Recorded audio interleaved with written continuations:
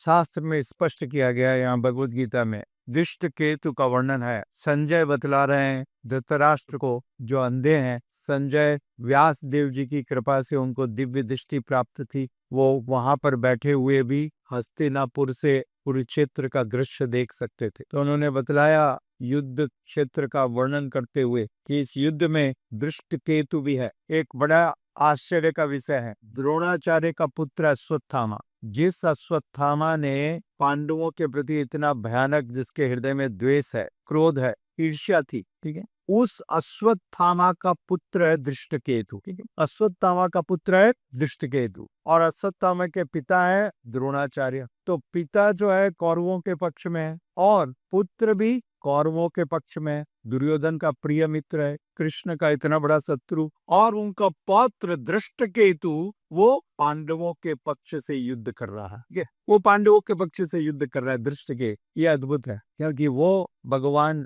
कृष्ण का भक्त है। तो उसने अपने पिता को भी त्याग दिया और दादाजी को भी परित्याग किया। सत्य के साथ में रहना, यह पांडवों के 7 कमांडरों में से एक था। युद्ध के 14वें दिन द्रोणाचार्य ने दृष्टकेतु एवं उसके भाई पुरंजित और बृहदक्ष का वध किया। स्वयं उनके दादा ने, द्रोणाचार्य ने 14वें दिन उसका वध किया और उसके साथ उसका भाई पुरंजित भी। यह युद्ध का धर्म। उसके भाई पुरंजित और बृहदक्ष का वध किया गया। चेकितान पांडवों की तरफ से युद्ध कर रहे थे। वे केकई नरेश दृष्टकेतु एवं रानी श्रुतकीर्ति के पुत्र थे। So he was the son of Drishtaketu and Shrutakirti, इनका प्रपौत्र, ठीक है, पोते का पुत्र Chekita. So he is also joining his father against the great grandfather also. बड़ा इंटरेस्टिंग है। और उन्होंने कई शक्तिशाली योद्धाओं से युद्ध किया। वे यादव वंश के थे। वे सात्विकी के साथ एकमात्र यादव योद्धा थे।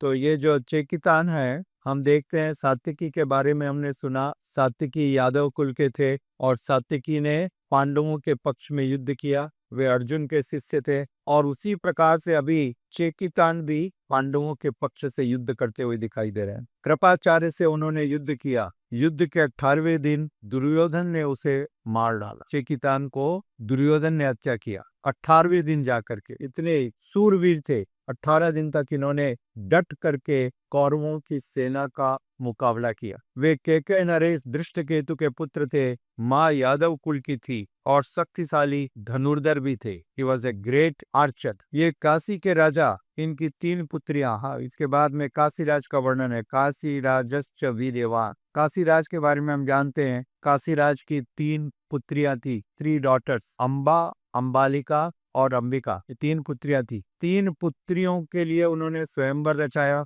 और विश्व से सारे शक्तिशाली क्षत्रिय राजाओं को आह्वान किया, इनवाइट किया। परंतु उन्होंने भीष्मदेव को इनवाइट नहीं किया क्योंकि वे जानते थे भीष्मदेव तो आजीवन ब्रह्मचारी हैं, राइट। उन्होंने व्रत लिया तो उनको इनवाइट करने का कोई प्रश्न नहीं था। परंतु भीष्मदेव को जब यह बात मालूम पड़ी तो भीष्मदेव बिना बुलाए ही उस स्वयंवर में पहुंच गए और भीष्मदेव ने वहां पर उपस्थित सारे राजाओं को परास्त कर दिया। वे तो सामर्थ्यवान है। और इस प्रकार से भीष्मदेव ने उन 3 कन्याओं का अपहरण किया। अब आप सोच सकते हो क्यों अपहरण किया? उनको तो विवाह नहीं करना। उन्होंने अपहरण किया शांतनु के पुत्र विचित्रवीर्य के लिए, विचित्रवीर्य के विवाह के लिए, और इन 3 कन्याओं का अपहरण करके लेके आए विचित्रवीर्य से विवाह करने के लिए। और तब अंबा ने बताया कि उसका प्रेम तो किसी और के साथ है, तो उन्होंने अंबा को छोड़ दिया, ठीक है। और फिर अंबिका और अंबालिका का विवाह किया गया विचित्रवीर्य के साथ। यह अद्भुत घटना। तो उनके पिता थे काशीराज, और काशीराज इस प्रकार से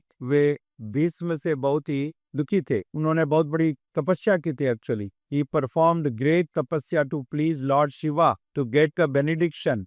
तो वो काशीराज अब पांडवों के पक्ष से युद्ध कर रहे हैं क्योंकि already is having animosity with Bhishmadev, ठीक है। उनका पहले से मतभेद है भीष्मदेव से। और फिर वीर्यवान पुरंजित, वीर्यवान मतलब अत्यंत शक्तिशाली, ओजस, जिसमें ओजस है, ठीक है। पहले के लोग ब्रह्मचर्य व्रत का धारण करते थे और ब्रह्मचर्य व्रत धारण करने से वीर्य को बहाते नीचे, सिमे, तो इस प्रकार से वीर्य को धारण करने पर, ब्रह्मचर्य का निष्ठा से पालन करने पर उनमें अत्यंत तेज होता था। उनको कोई क्रीम, पाउडर, लिपस्टिक और ब्यूटी पार्लर की जरूरत नहीं पड़ती थी चमक लाने के लिए चेहरे पर, जैसा आजकल लोग करते। उनके चेहरे पर तेज, वीर्य का तेज, उस तेज के कारण उनका शरीर कांतिमान रहता था, bright, effulgent, because of celibacy, because of ब्रह्मचर्य। तो यहाँ पर वर्णन है पुरंजित के बारे में। ये सब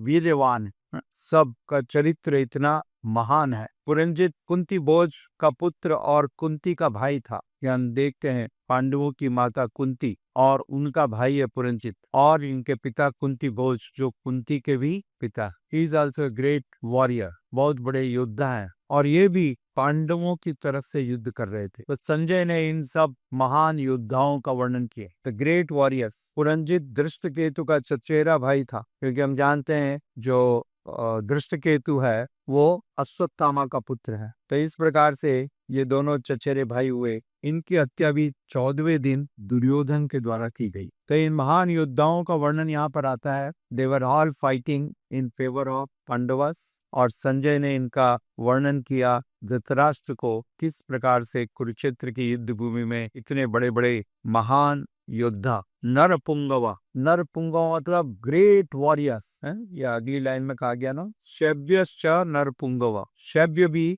पांडवों की सेना की तरफ से युद्ध कर रहे थे। So all these great warriors are fighting in the battlefield of Kurukshetra where both the armies are assembled. Hare Krishna, आप लोग का स्वागत है। कल फिर श्री भगवद गीता